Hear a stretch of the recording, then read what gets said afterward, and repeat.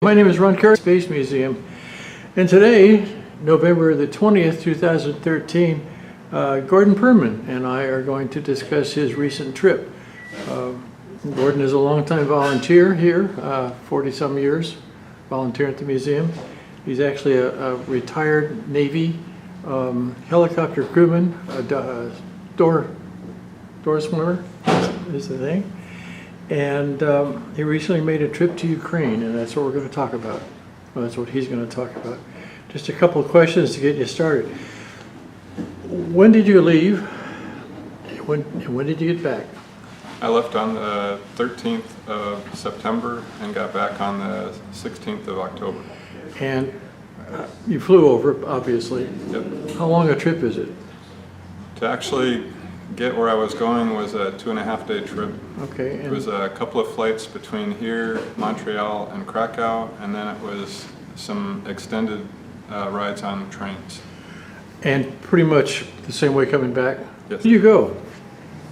Well, when I left San Diego, it was to help an aid group that is primarily stationed in Lviv, which is far to the west of Ukraine, but they have a component that they deploy to eastern Ukraine to service people who have been directly affected by the war.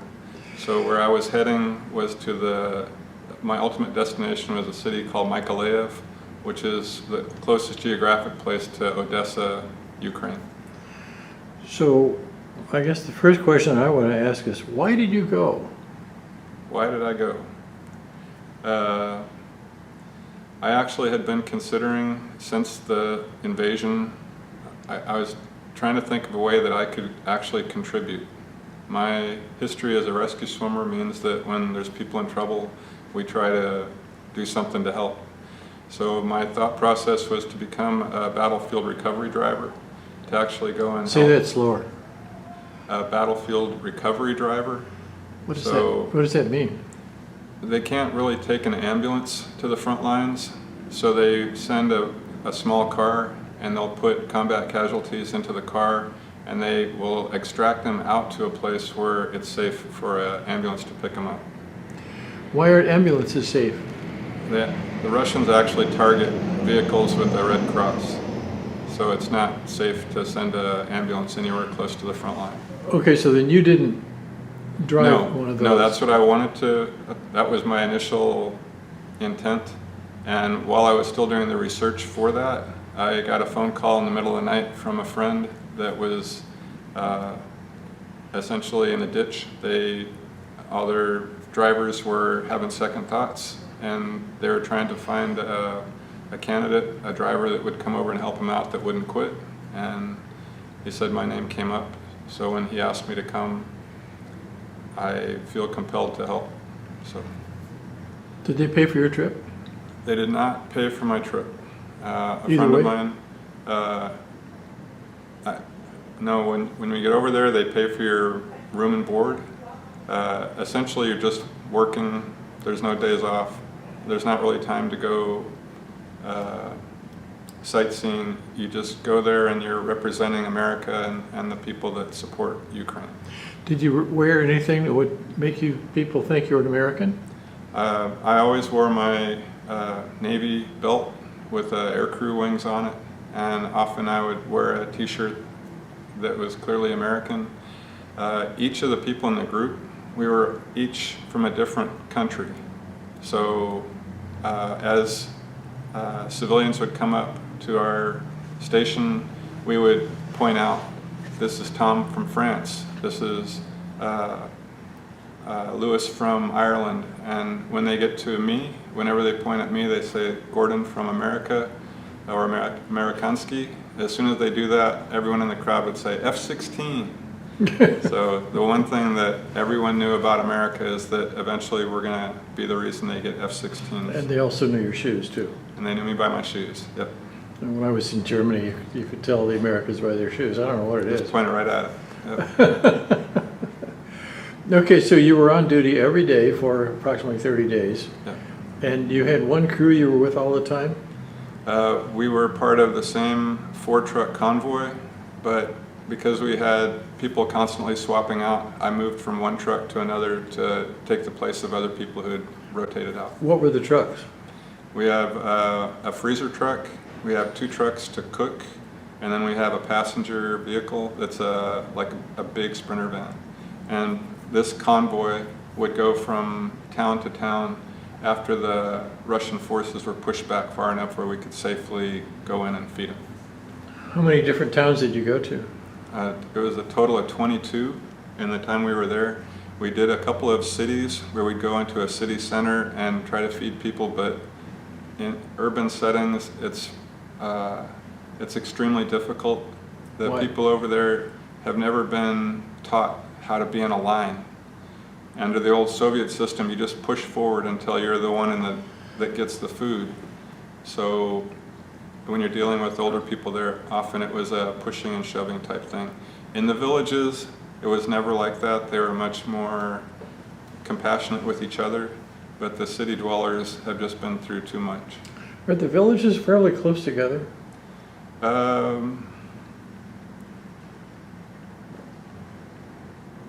It's case by case. Some of them, they were within a couple of miles of each other. Our typical day, we would get up in the morning and drive up to 150 kilometers to a village. Right.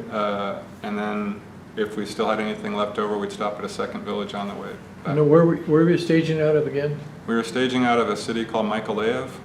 It's very close to Odessa. Do you know how to spell that? Mykolaiv. Okay. And then where did you stay then? Spend the nights and all that? So they broke up the group when we first arrived. They looked at age, they looked at gender, things like that, and they put a half of us out in a farm outside of town. Very little running water, no restaurants, no shopping, just a farm. And the other half of the group, where we had some of the older women from Britain, they put them up in a hotel inside the city of Mykolaiv. And we stayed as 2 separate groups that would just get together in the morning and go out to feed people. So we mentioned the group. I mean, you were with another group, so what's the name of the organization? The actual organization was called Soibhan Trust UK, SIOBHAN, Soibhan Trust UK. SIOBHAN. There's that. And I've seen that name on actresses, and you go, Yeah.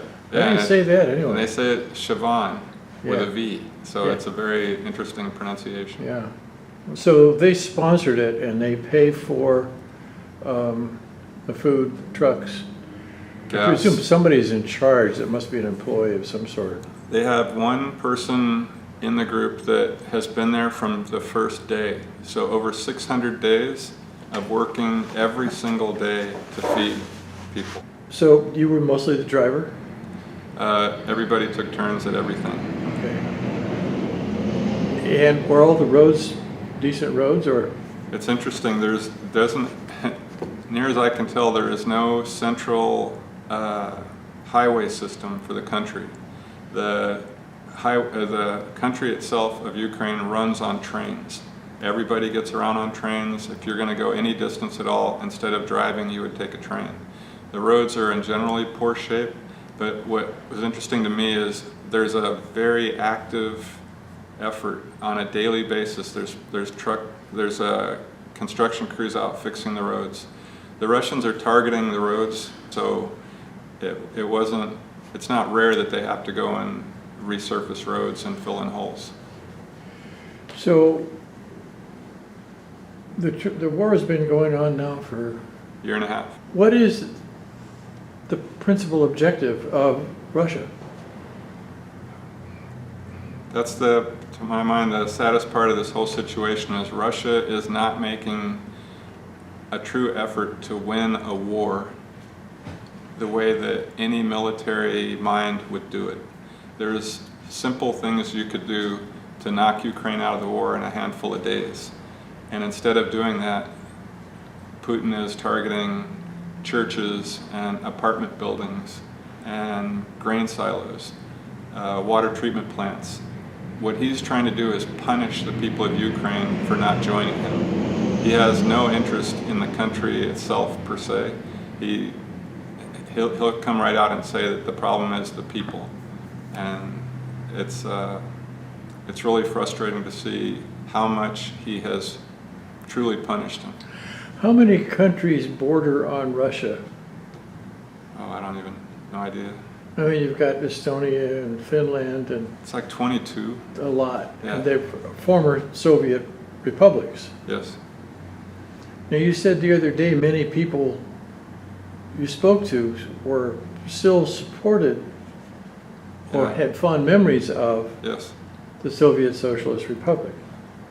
The people of Ukraine have a very convoluted history with Russia, but when they were part of the Soviet Union, this is a really strange thing for me. There's a very high level of pride in the Ukrainian people for their accomplishments, for the individual deeds of Ukrainians that were either fighting for the Soviet Union or in service of the Soviet Union, some in the space program, famous sailors. They didn't consider being part of the Soviet Union a bad thing. They wanted their independence. They had always been an independent people, whether they were an independent country or not. So when the wall fell and each of the republics peeled away, Ukraine, for the first time in 100 years, it was a chance for them to speak their home language, to be able to speak Ukrainian again. So they look at the time of being Soviet as a relatively good time for their country, with the asterisk, the Russians have always been brutal to them. So in this current war that started in 2014, it's just in their mind, this is the continuation. Russia has always had a serious beef with Ukrainians, and it just doesn't stop. Now, is it the biggest of the satellite countries? Because I know it's It's one of the largest. It's really big, I know that. So, but apparently Belarus is right above Ukraine. And Belarus, what is the guy's name that runs that country? Lukashenko.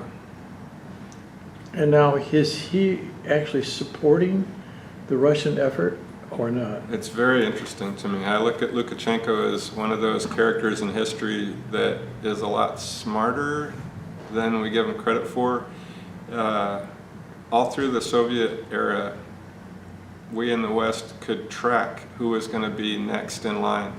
So anytime somebody died or was removed, we always knew who was next, who was going to take over the Soviet Union. Lukashenko was one of those people in line.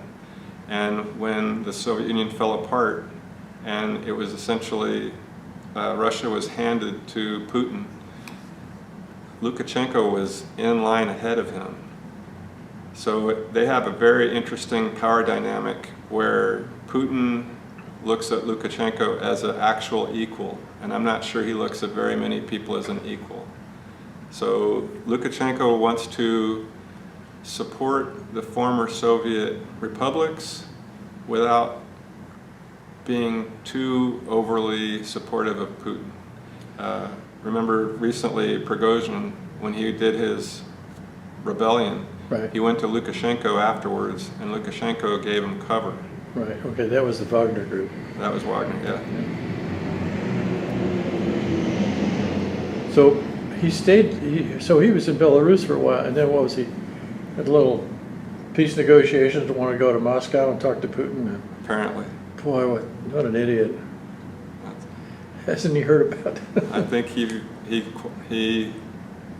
is officially he's fallen out of the world's highest window, Yeah. 22,000 feet.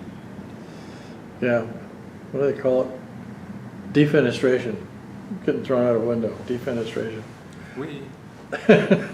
Except there was a bomb explosion before that. Okay, so let's talk specifically of what you did. What was going on with the 4 vehicles? In the morning, we would have a very short briefing. We'd be told what village we were going to. Overnight, the police would identify a location that was considered safe for us to visit. Often these are villages that have either been under occupation or have been at a minimum under, I would call it heavy shelling. I visited one village one time that had not been shelled. All the rest of them had major damage. One village in particular, it was 5 streets, 5 long streets, maybe half a mile long each, and the headman from the village wanted to show me. He said, "Come walk with me," and he showed me that on 5 streets there wasn't a single house that hadn't taken an artillery round. Every house in the entire village had been hit at least once. So we've provided them with some really good stuff. That HIMARS or whatever. Yep. I thought that was the idea, was it could locate where the artillery was and instantly fire some shells to take the artillery out. Yep.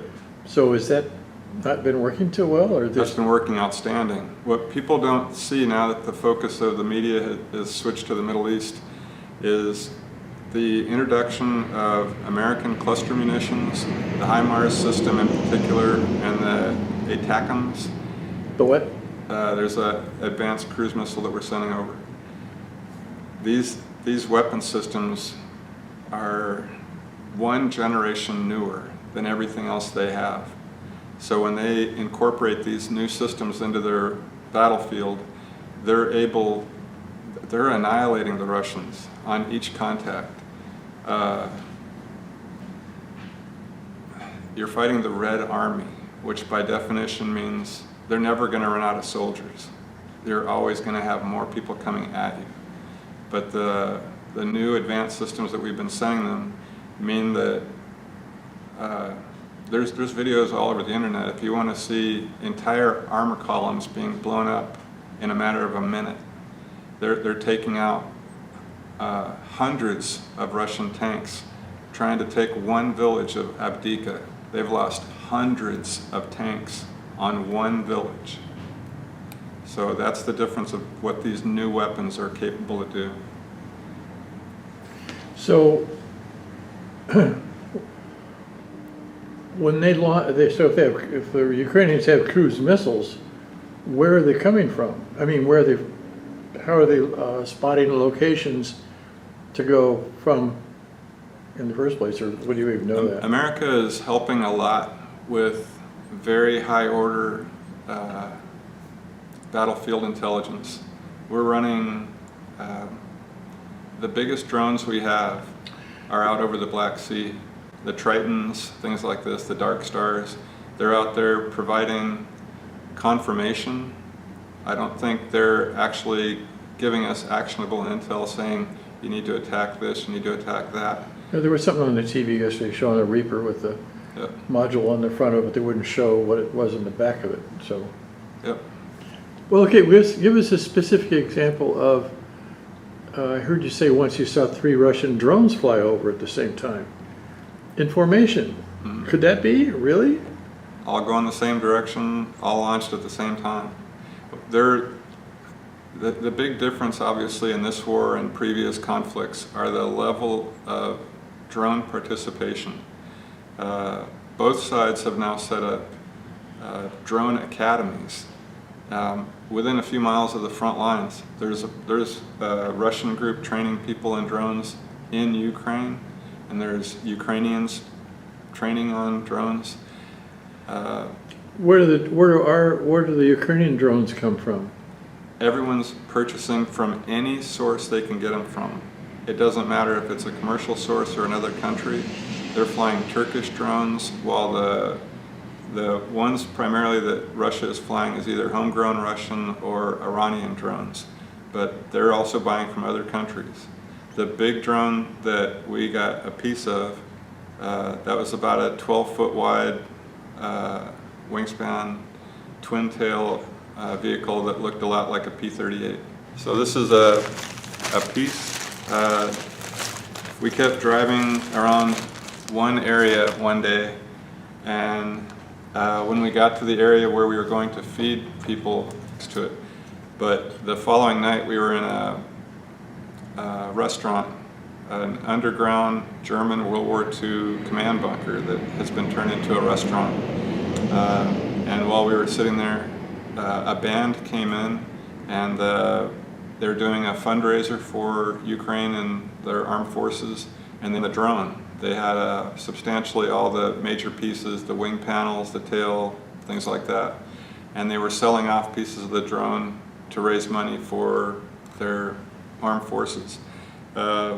This piece doesn't look like anything but a piece of wood. When they gave it to me, it was covered in wires, but I thought getting it back through airport security looking like a piece of a bomb was a non-starter. So I took off the wires and gave it to the rest of the people in our group. But this is a picture of that 12-foot How big a warhead would it have? drone. I think they're talking about a 4 kilogram on that one. Well, not very big. Not very big. Oh. Enough to take out a truck. Oh, really? So it would be specifically what they call a suicide drone or something like that. Exactly. But in this time, they did anything in particular, just the ground. Just, it may have been going for the bridge abutment. It's hard to tell what it was actually aiming for. 30-pound warhead, that's not so huge. No. Do they put guns on these things? Nope. Nope. So did you ever see any, did you ever see any airplanes fly?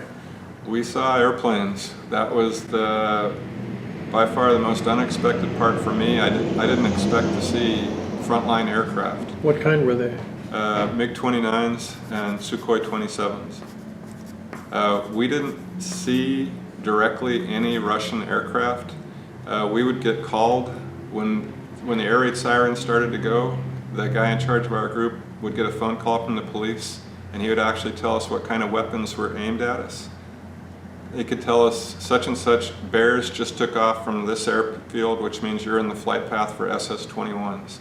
That was the typical. When you said bears, you don't mean bear bombers? Yeah. Really? Bear bombers shooting SS-21s.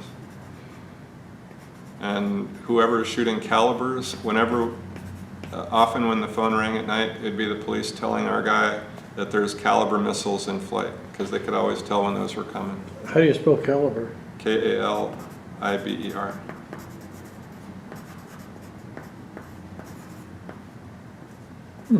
So because my job in the Navy was to teach flight crews how to tell one airplane from another, one ship from another, very quickly after I got there, this group that is all civilians realized I could tell them what was flying over or what was happening. So if we ran into some munitions on the side of the road, they'd ask me if a plane was coming, everybody would yell, "Gordon," and kind of my job was to let everybody know what it was and that it's one of ours, relax, this is nothing to be afraid of. So they were flying basically ground attack type missions. Yeah, for the most part. Air to ground guns, rockets, bombs, what? Air to ground missiles. The guys that we were seeing, specifically, we saw jets loaded with those Storm Shadow missiles that the British gave, and we got to watch those sorties on a daily basis. Okay, Storm Shadow, that would be the British. yeah, but I mean the Ukrainian airplanes flying those. Mm-hmm. Okay, well, what were they flying? Ukrainians. The Ukrainians were flying Sukhois with these Storm Shadow missiles strapped to them. Oh, okay. So, but what were the Russians flying then? They also are flying Sukhois, but they're shooting different types of cruise missiles back. Oh, cruise missiles. What were any idea what the range was of those missiles? Mm. So the only time the closest we got to seeing a Russian aircraft is one day over Mykolaiv itself. There was some kind of an air battle going on. It wasn't jets against cruise missiles. There were people maneuvering up there, but we never saw the other aircraft. It was one Ukrainian jet, possibly two, chasing one Russian guy, but we never saw the Russian guy. What we saw was the Ukrainian Sukhoi was going in and out of afterburner, so everybody was hearing these bangs oh, yeah, right. and thinking that's a bad thing, and I was trying to explain to the people around me, he's going in and out of afterburner. Were there contrails? Not for that fight. It was way too low. It was right above the ground. Yeah, oh, wow. Within 200 feet of the ground.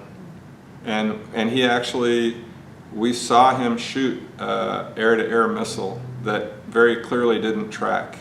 When it came across the sky, it just made a beeline across the sky without maneuvering, so it wasn't tracking on the bad guy. Yeah, wow. Okay, so you had different vehicles, and one of the vehicles was actually a service vehicle where you would hand the food out like a food truck. Yep. And did you do that? Yeah. The reason I went specifically was if I was going to go to help, I wanted to be the person that actually fed people. I did that here. I was the night cook at the USO for years. I have worked with feeding the homeless a couple of different times. So for me, the physical act of feeding people is why I wanted to go help. How many people spoke English? Maybe 1%. I wonder when they learned and why. It's quite interesting. The only people that know English are under 20. And the people who, when you go, what you don't expect is to hear Russian. But up until Can you tell the difference? 20 years ago, yeah, up until 20 years ago, there was no Ukrainian spoken in the country.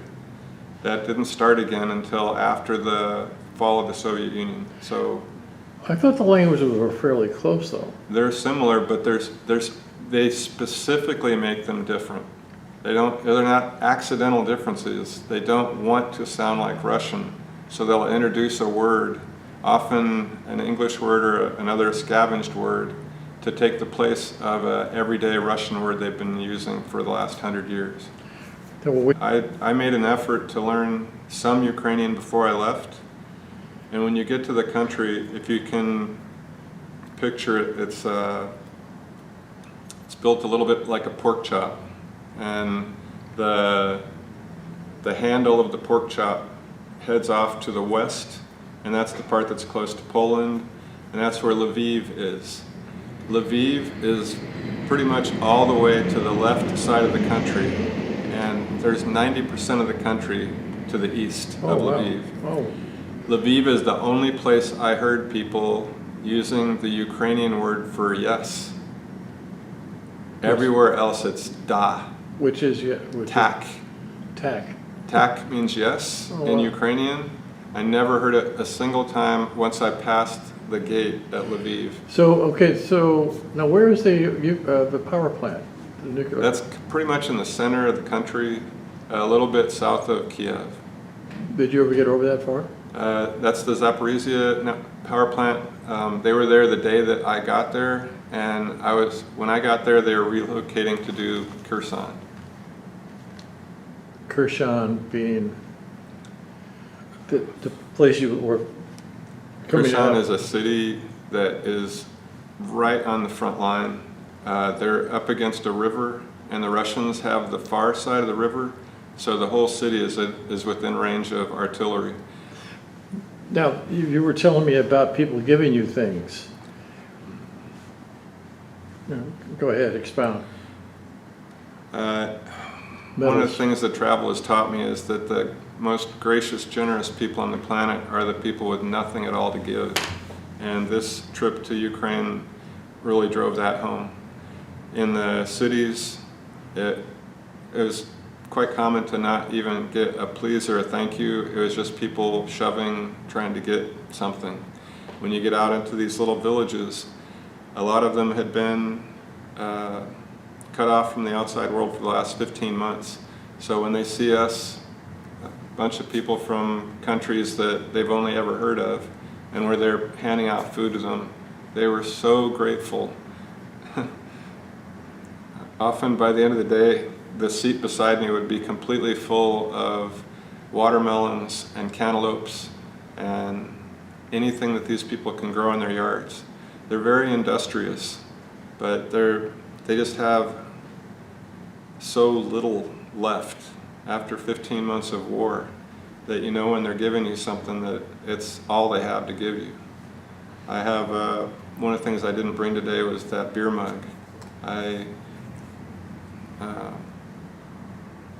I got gifts from so many people over there, and it was, for the most part, people who had the least amount to give. And a lot of time they were Soviet Union relics too. Yep. Yeah. Yeah. I was serious earlier about that. They are very proud of their accomplishments when they were part of the Soviet Union, and that includes the military service, not only of themselves but of their parents. And I was given, to quantify, probably a couple of handfuls of medals that people gave me from their Soviet era. Our tasking. So you were making pizzas to serve people? Pizzas, fresh breads. There wasn't a lot else we had to give out, but the way that this trust works is they work with a bunch of major food suppliers around Europe, and whatever they can give us.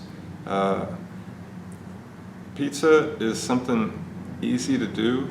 You can freeze it, take it wherever you need it, and in a couple minutes cook it and pass it out. So it really makes sense. Plus there's an element to this where they want it to be exotic. They want it to be something that these people wouldn't have access to. So often we were giving a pizza out to somebody that had never seen a pizza in their life. There's no pizza shops in Ukraine. So the look of joy on these people's faces often was worth the price of admission. How do your trucks look? Well, we have, the group I was part of, we called them the Kherson Cossacks, and it's the far eastern group. It's very separate from the other group back in Lviv. They've got a couple trucks, they've got a freezer truck, so they have their own setup. The people who are in the far east, they've got 4 trucks, but they don't always have drivers for them. They hire outside drivers, and one of them just completely destroyed their freezer truck. He hit curbs, he ripped back the roof by going under a overpass. The big weakness in this whole organization is the freezer truck. If anything happens to it, the whole thing shuts down. How do they get the supplies into Kherson? So we have a contract with shipping companies that will bring the food in from either Italy or Poland, and they'll bring it to Lviv, where we transfer it into one of our trucks. How do you spell Lviv? L-V-I-V. And Kherson?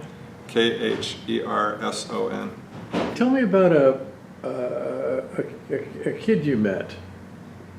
I can't remember his name. Tell me about that young boy. Where did you meet him? After a couple weeks down in the Kherson area, we were all getting a little punchy. We had gotten no sleep. There was 3 or 4 air raid sirens every night. We needed a little bit of a break, so we headed north. We went to a city called Kremenchuk. It's not a place I'd ever heard of. I pride myself in my geographic knowledge, and I had never heard of this town. And I was immediately struck by how beautiful and untouched it was by the war. It had a shopping district like New York's Fifth Avenue. It had wide strolling avenues. Just the whole city was just beautiful. You couldn't convince me that it wasn't someplace completely at peace. We only heard one air raid siren. The whole 3 or 4 days we were there, we had one air raid siren. And that's so out of place with the rest of the country. But while we were there, we were taking an evening stroll once, and I got pointed out. A group of boys were skateboarding, and by boys I mean teens, young 20-year-olds, that kind of thing. And as I walked by, they were pointing at me, and I realized that one of the young guys was walking over to talk to me. And he pointed out, he said, "My friend said that you are an American, so I should come talk to you." So when he started talking to me, there was another guy there named Mr. Stokes, and Stokes and I were talking with this guy, and he says, I'm from Bakhmut. And Bakhmut has been completely destroyed by the Russians.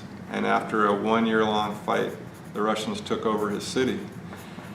And this kid was the most confident, upbeat, young individual I've met. He was recovering from being blown up in his trench.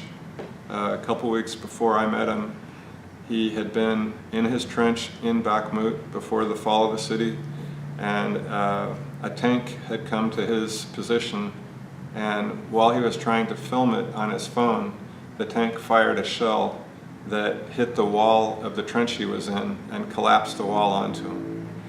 So the second part of the video he showed me is from his drone looking straight down, and the tank is going straight for where he's stuck in the trench. He's buried and can't get out, but the tank is rolling straight to him. And as the tank rolls up, it rolled over a mine and blew itself up. And the last part of the tape that he showed me is it's just blackness on the screen, and then you see hands go by and you realize he's digging himself out and somebody else is digging from the outside to dig him out of the trench.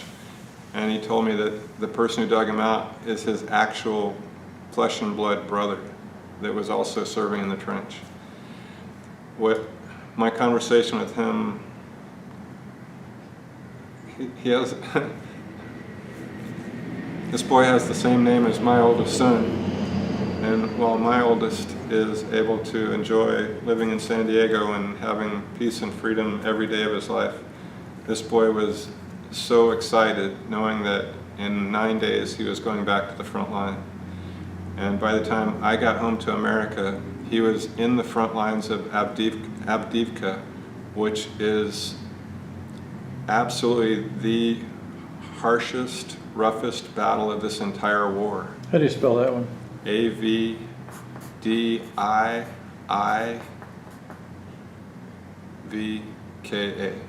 Avdiivka. So when the Russians advanced, they advanced on a 500-mile front.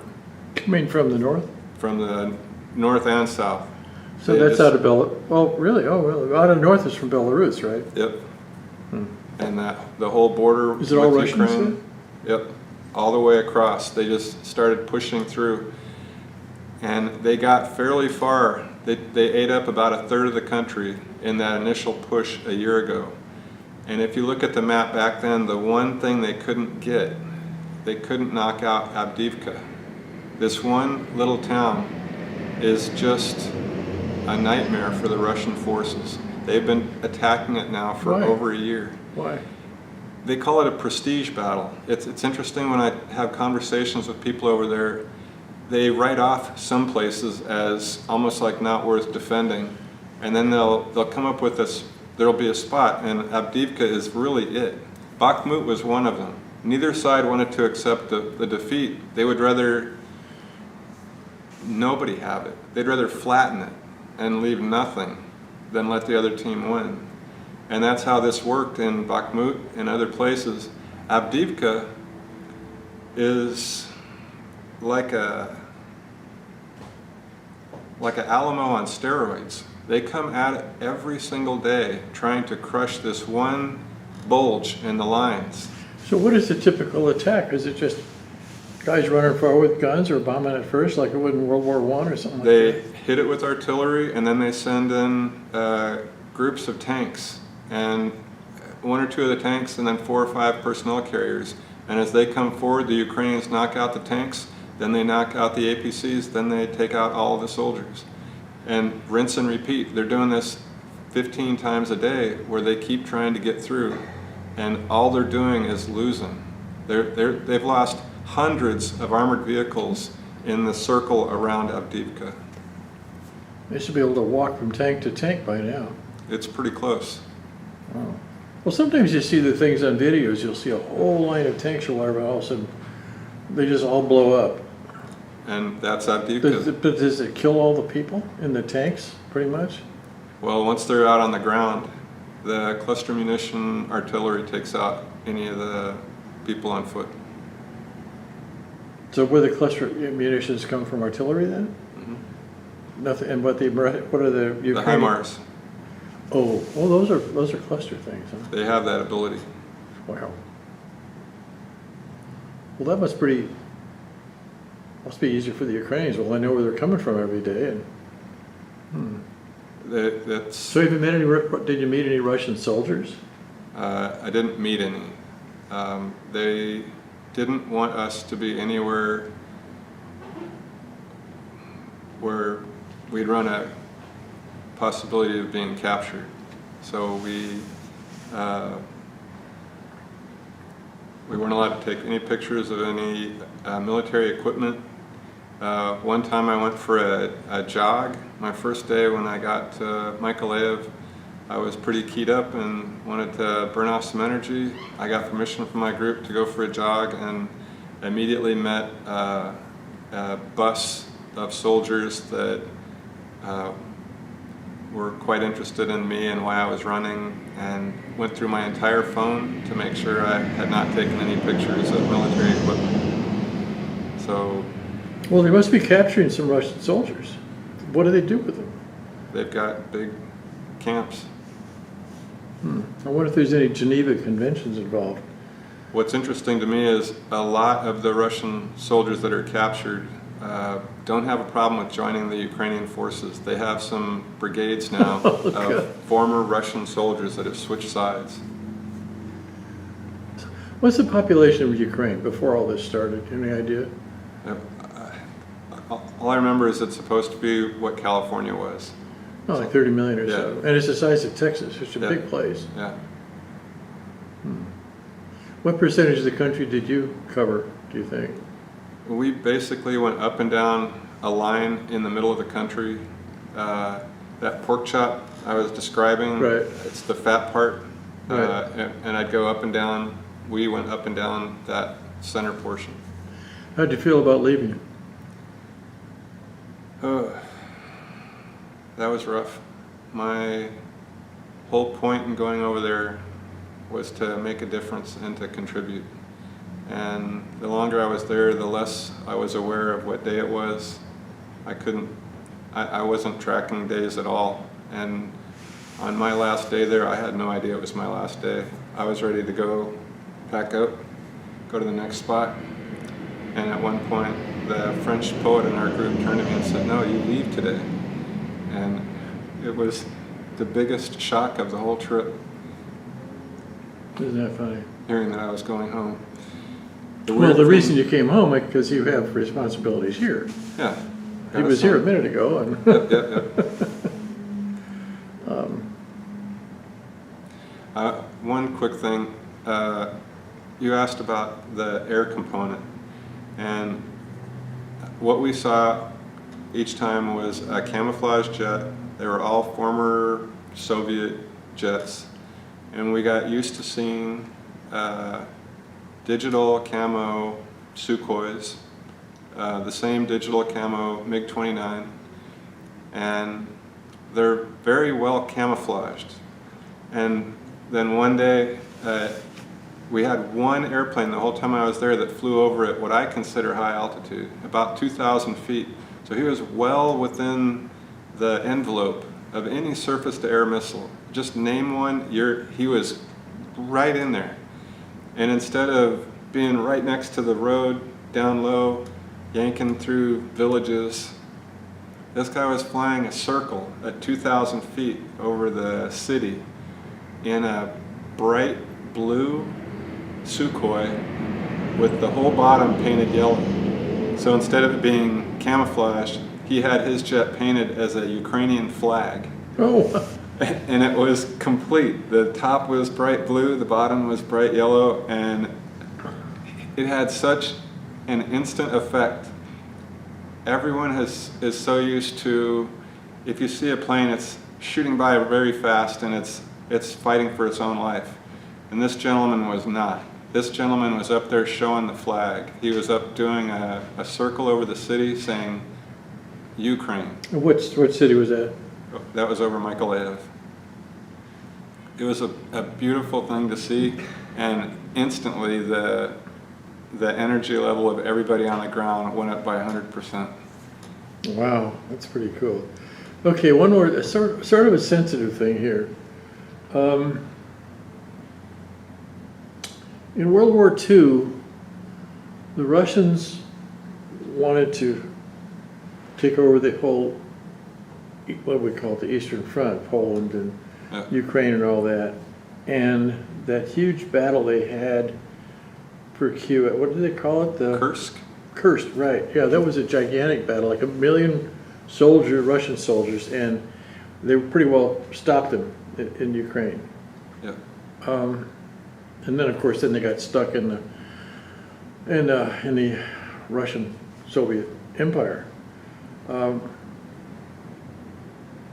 So the symbol that people use to identify themselves as being anti-communist nowadays have tattoos, which sort of surprised you. And what was that about?